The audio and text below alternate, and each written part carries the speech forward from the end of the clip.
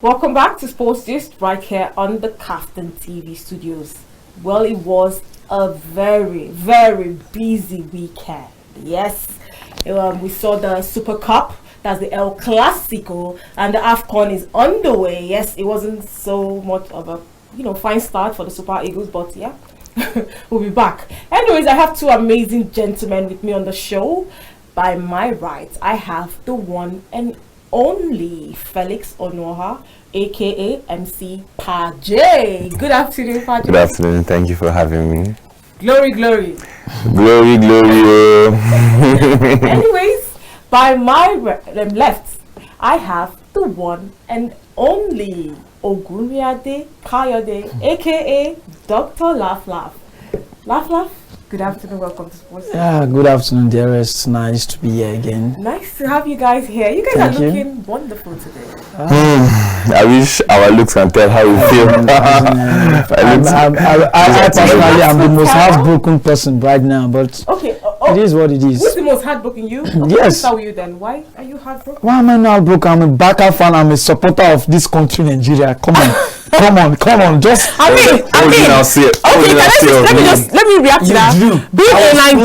Being a Nigerian, it's not like your choice. It was you just came to this world and you realized, oh, I'm a Nigerian. But supporting Barcelona, you can always choose not to.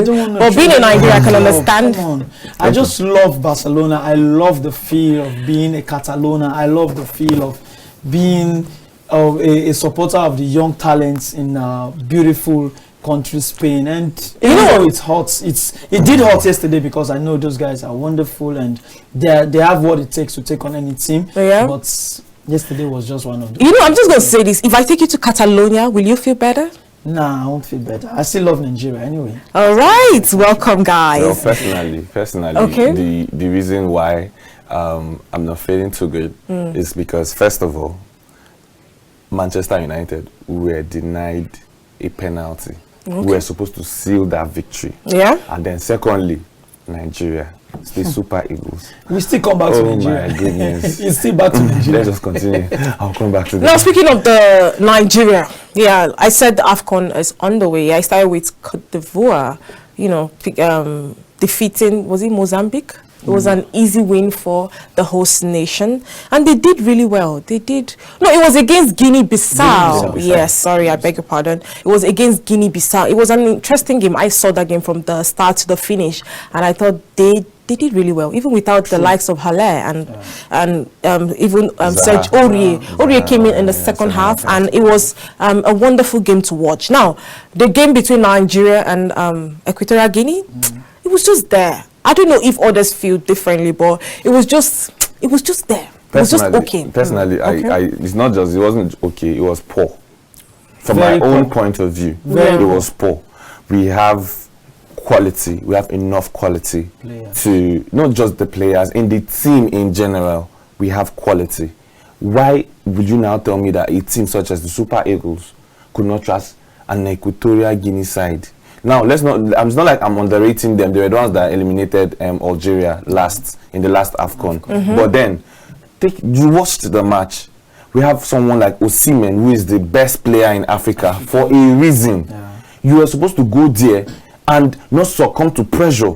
You were supposed to go there to show that he's world class. Yeah. Show them the reason why you play for Napoli. True. And they don't. Let's not talk about Chukwueze. Let's not just talk about Chukwueze. Now, if you remember the other time I told you about, I mentioned Yusuf Al-Hassan of Royal Antwerp. I said it here that he was our saving grace. You could see how he helped in, securing the midfield. At some point, they even injured him. Yeah. They even injured him, but from the Super Eagles page, I saw that he was okay. He was okay and fit to compete in our next match. Okay. Well, our phone lines are on the screen. Please call us. Let's hear your take on the Super Eagles. How would you rate their performance yesterday? Okay, you talked about Chukwueze. Yeah. Chukwueze, for me, I don't know, but I think he's just an average player.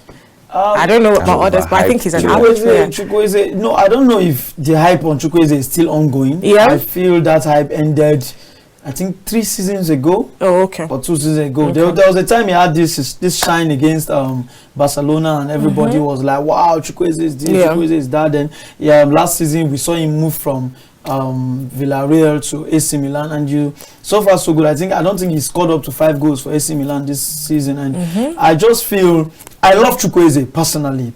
I love the fact that he has his feel, he has his touch, he has his way of always being on the ball and delivering maximally. But I don't know, maybe this Nigerian team is problem. Or let me say, okay, first and foremost, I started with judging our players. I think many of them, I don't know if they are scared to play for Nigeria with all their hearts, the way they do for their club side. But now, Chukwueze coming in the second half, I had my hopes. Sincerely, I was against Peseiro for playing Lookman and Moses Simon, who are natural writers, and Lookman is playing from the left. While from the first half, Moses was playing from the left, and Lookman was playing from the right. Then he switched them when we have a natural lefter, who is Chukwueze. But Chukwueze came in the second half and he didn't deliver. It was virtually like this player that was hiding in the shadows. I don't know what he was waiting for. I don't know what he was looking for. There were clear chances of having critical passes, creative passes, and you see Chukwueze giving us the balloons. He just shoots the ball into the wall any day, anytime. And at some point, I got tired of the fact that I was supporting Chukwueze to come into the game, and I won't say he's overhyped because there's no more hype on him, but I feel he can do better. All right. What about Iwobi, Lookman, and personally, for Iwobi now, personally, I noticed in the first 5 minutes when the game started, he was up and doing. But then after 5 minutes, Iwobi disappeared. Now I want to just believe that the weather was too hot for him. And he gassed out. Iwobi was tired. And if I like to support Iwobi on that, Pajay, I would say Iwobi to me was still, after the work of Yusuf, I think Yusuf was doing the defense. Iwobi was doing the passes. I don't know about the 5 minutes he was talking about. I will not lie. I have to give Iwobi his credit. Iwobi tried yesterday. Even the goal we discussed before came, the Osimhen game, goal that Iwobi that gave the passes. But now we know Iwobi to be this person that you would notice in the match. But see, for like 40 minutes, Iwobi was not seen anywhere. He was in that game. I was even asking, where is Iwobi? You get now. Iwobi was visible in the first 5 minutes. After that first 5 minutes, he disappeared. So I felt it was because the place was too sunny and too hot. They complain about the weather anyway. The weather was too hot for them, and these guys are used to playing in cold environments, and the pitch too was not even solid. The pitch was not top notch. I mean, this is not the standard, because that goal Osimhen missed. He was complaining like complaining as though the pitch did not arrange, but then I will still foul Osimhen because every one of us fouls Osimhen. Come on, you did not start in Europe. You started in Nigeria. Yes, from you are used to all this kind of pitch. You are supposed to show brilliance. Look at the I didn't expect that kind of shot from Osimhen. We were expecting creativity. Come on, dribble this keeper. There was this time that he was supposed to pass to somebody. He ballooned it. I think Moses Simon was flanking him, and what is this? And even Zaidu Sanusi. Now it's quite appalling that it took Nigeria conceding a goal before we. I think that's becoming a tradition because for 2 years now. Now we have an Osimhen. You guys talked about the fact that Osimhen is the best player in Africa. Not just the best player in Africa. He's among the top 5 strikers in the world. Do you know people travel all the way from Napoli to watch just to come to Côte d'Ivoire to watch him play? So I think I expect more. I think we have the best forward in the competition, and I think Nigeria can actually do more. But then again, I'm thinking, when it comes to Nigeria, when you least expect them to perform, I think that's when they thrive. Why do I feel like Nigeria is this kind of country, we like the attention that comes with being in Nigeria. I think they are saving all of this for the game against Côte d'Ivoire. There was something I told Laff. I told him basically I will not really foul Peseiro like 100%, because as a coach, imagine going into a competition and then 5 days to the competition, your players start developing injuries. You don't have Ndidi, who is supposed to help manage that midfield. True. You don't have Victor Boniface, who is the rookie of the month for like 4 times back to back in Bayern That's a big loss, though. You don't have Sadiq Umar, who you brought in to come and supplement. But I like the fact that he called another top player Onuachu, which I even prefer to Sadiq Umar. Yeah, another player that I would have loved to see was Nathan Teller. I don't know why he didn't bring him. I don't understand.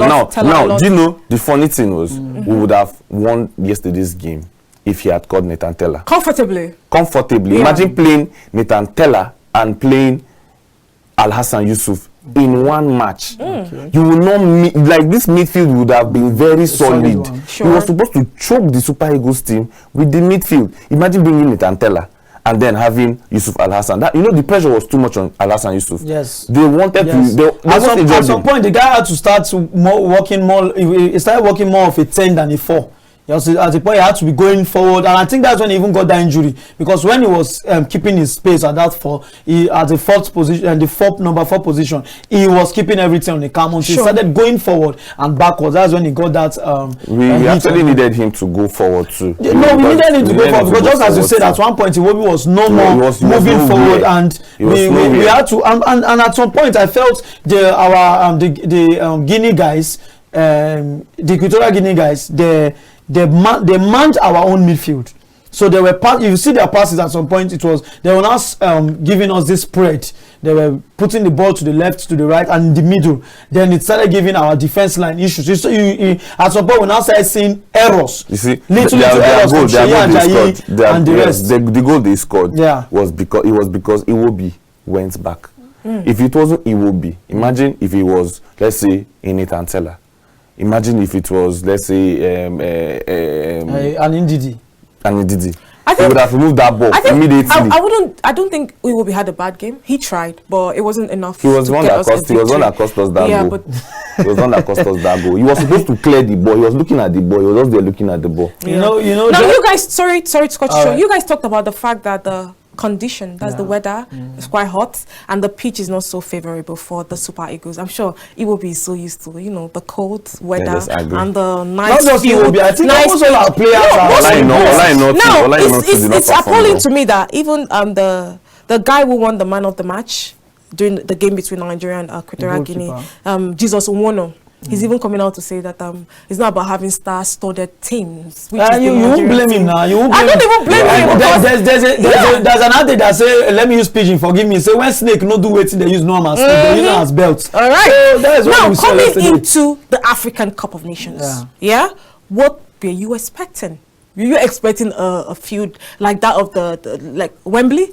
It's not possible. Were you expecting the Maracana? It's Africa. The continent. Were you expecting the Bellevue? No, you should expect Africa. Yes. This is how we are. Let's not say this. I'm just saying. Let's just say it. Money was sent. I know, but money was spent. That is what we do. Africa. Money was spent. CAF was supposed to do their due diligence before these games like this go on.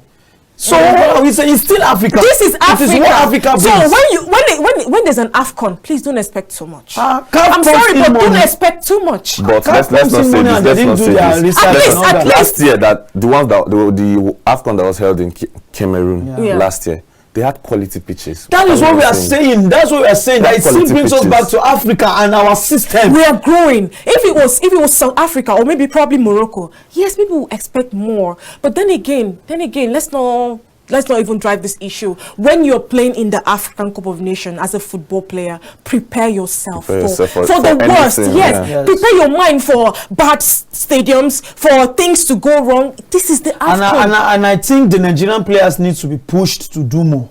Yes. I think they are reserving their energy and they are trying to avoid injuries. Yes, we know, but it's football and it's the game. That is what the game comes with. They must be injured at a point in time. So please put in your role. At one point, only Osimhen was the guy we were seeing jumping and running up and down. There's some pressure. There was a time that Osimhen had this push on the defense line that they almost lost the game. If we had Lukman pursuing that ball, or was it Moses Simon that got there late? If we had that push, the way the press was coming from Osimhen, they also had that press. Would have had a goal earlier. Sorry to add to what I just said. Now the mentality of the player is another thing that should be put in that comes to play. Now when you are playing for your nation, I keep emphasizing on this. I feel like the Nigerian players, they are too reluctant when they play for Nigeria. Do you see Cape Verde game? I'm telling you, I've watched watched Osimhen play for Napoli. I've watched Lukman play for Atlanta, and I've also seen Iwobi play for Fulham. And I see how they fight for their team. Why can't you replicate that for your country? Wearing the green, white, green, representing Nigeria should be the biggest honor of your life. He was not playing with. I know that. Yeah, someone was, people were, saying people had different opinion on Twitter, and someone was like, yeah, but the government didn't do enough. I'm like, we cannot keep blaming the government. You as an individual, what have you done to, put smiles in the faces of Nigeria? Nigeria did not even make it to the World Cup. It was really disappointing seeing other countries there. And look, this is the AFCON. This is the place to redeem yourself. Don't you think Nigeria will have I even felt like Olaino. I was very disappointed in Olaino. I think let's just blame Olaino. Check Olaino. Listen, Olaino in Nottingham Forest always is this person that runs and crosses. Okay, now calm down. How many of his crosses? Listen, I'm not talking about wrong crosses. Yeah. Direct good crosses. Olaino that I know would cross and give it to Osimhen where he is. How many did you count that was like? I'm sorry, but these guys are not professionals. Not much. And he didn't do one, bro. He didn't do one that got to Osimhen. One. He didn't do one. What he was doing was he was just misfiring, and I didn't understand what was happening. Now let's talk about Nwabali. That the goalkeeper who replaced Uzoho. I want you guys to rate him. He was a scale of 1 to 100. He was 98. The guy at some point I feel he was one that even helped the defense wake up. In our first 15-20 minutes, we saw errors everywhere. We saw is it Ekong? Trust. No, 5 and 6, Truseko and Sheyaje, they were not having communications between themselves. Yeah. You see a ball floating in from the air, and both of them don't know who is going to take this ball out and who is going to be staying behind. So it was the Nwabali guy that put them all together. So do we all agree that Nwabali is an upgrade of Uzoho? What are you saying? Upgrade of Uzoho? He's our best option now. I just wanted to hear that. There was this cross that came that I knew that if it was Uzoho, this thing is a goal. He had this confidence. Yes, he was controlling everything. He had the confidence, and he made sure he took charge of that post. Yes, he made sure he took charge. If it was Uzoho, they would have scored us like 4. You know what? Nigeria will be taking on Cote d'Ivoire on Thursday, and I wish them all the best. I hope they wake up finally from their sleep. But our time is almost fast spent. Let's talk about Ghana, the Black Stars of Ghana, our nemesis. As I would love to call them now. The internet was on fire when Ghana conceded first. Now here's the thing. We were all angry that Nigeria drew, right? Yeah. But when we saw Egypt, we took so less. When we saw Egypt, we're like, Egypt draw. Egypt drew, we're like, okay, maybe the AFCON is not so easy the way we take on. The truth of then the Ghana, yes, Ghana conceded first. And people jab, and someone went on to say, Ghana, they never see this. That's the cedis, their currency. They never see this coming. It was quite funny. But Ghana went on to lose that game. But the notable thing that happened in the game was the second half appearance as a substitute of Andre Ayew. Yes, he's 34 years old and he has become the 3rd player that has the most feature in the AFCON. He has featured in the AFCON 8 editions. Ooh, the only players that has featured more has to be Rigobert Song and of Cameroon and Egyptian Ahmed Hassan. So a very good one for Abedi Pele's son. Dede Ayew. He's one player I really love to watch. If you watch the game, you have seen him cheering the squad up. He's a captain extraordinary. Even when they scored a goal that was disallowed, he was everywhere trying to just make the whole players know that okay, it's not the end, we can still do this. And when he came in the second half, though we didn't really see much of him in the second half, but we can't take it away from him that during his time when he was as young as his brother, he did his part. He did exceptionally great. But then losing to Cape Verde in the first game.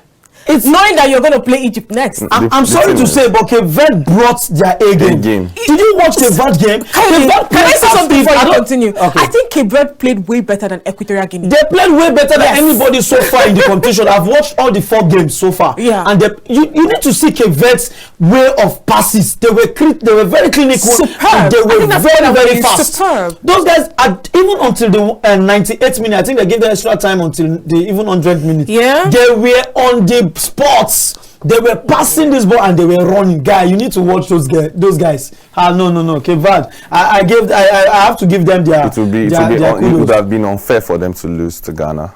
It would have been very unfair because they brought their A game and they were playing as though they were not scared. They were not scared, not as if they were not scared. I think they completely outplayed Ghana, although Ghana had a goal disallowed, but by Ashimeru.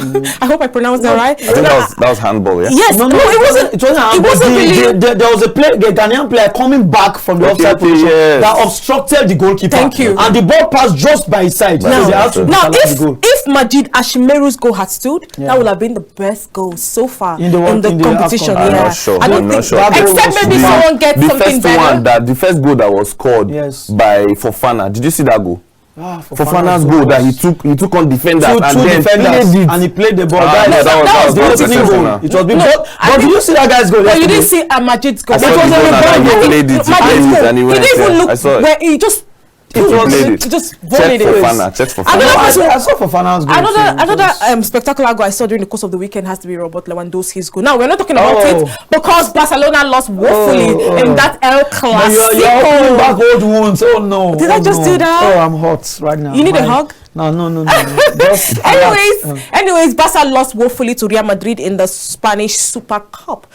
But the talking point has to be the one and only Vinicius Jr. getting a first half hat-trick. Brilliant. And Rodrigo also sealing it, and they dedicated a goal to Cristiano Ronaldo. Some people's Who's good? Your goat. The goat. Some people's goat. Anyways, it was Manchester United played a 2-0 draw against Tottenham Hotspur. Yes, they thought they were going to win, but sorry. We were supposed to win. The VAR. Oh, the VAR. Did not work well. We blame the VAR. We're supposed to seal off that game. All right, Man City kept it late, but they had to do a beautiful comeback. And De Bruyne. Yes, Kevin De Bruyne is back.